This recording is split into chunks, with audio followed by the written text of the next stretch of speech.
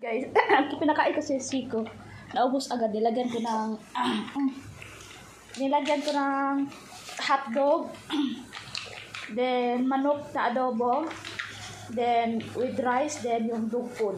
Kasi inahin na. Dali niya. Actually, sobrang dami yan. At hinugasan ko lang yung tubigan niya. Then pagbalik ko dito, naubos na agad. Galing. Siko, busog. Drink your water. Ayan guys.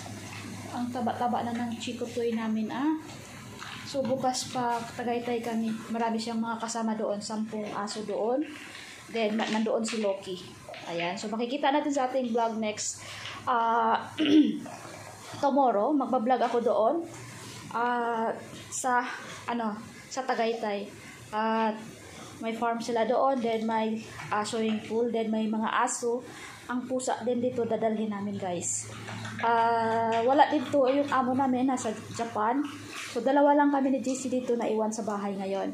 So bukas kukunin kami sa driver at nag-impake na kami dyan.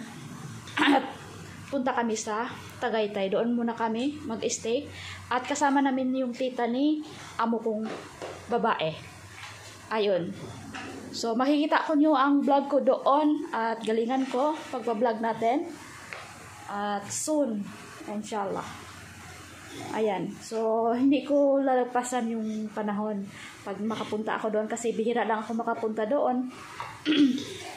Andito lang talaga ako sa Taguig naka-stay. Dito din ang bahay ng amo ko. Then si JC ang laging makapunta sa Tagaytay. Kasama sila lagi ni Chico. So ngayon, dahil matagal-tagal ang amo ko sa Japan at mga anak lahat sila andoon. So, sama din ako doon sa Tagaytay. Ayan guys. Say hi, say hi. Say hi, nag-vlog ako. Say hi like that. Give me 5. Give me 5. Give me 5. Uy. Busog ka na? Wow, ang cute-cute naman ng aso.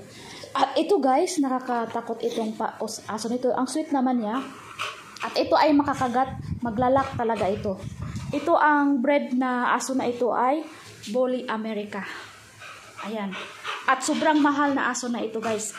Ito ang pinakamahal dito sa village na aso. Ayan. Pero dangerous lang siya guys. Pag ilakad mo sobrang kasi hyper. So, nagbablog ako. Galit siya. Pinag-usapan ko siya. At marami kaming kalaban ito. Lalo na yung nakawala kasi sobrang matapang ito.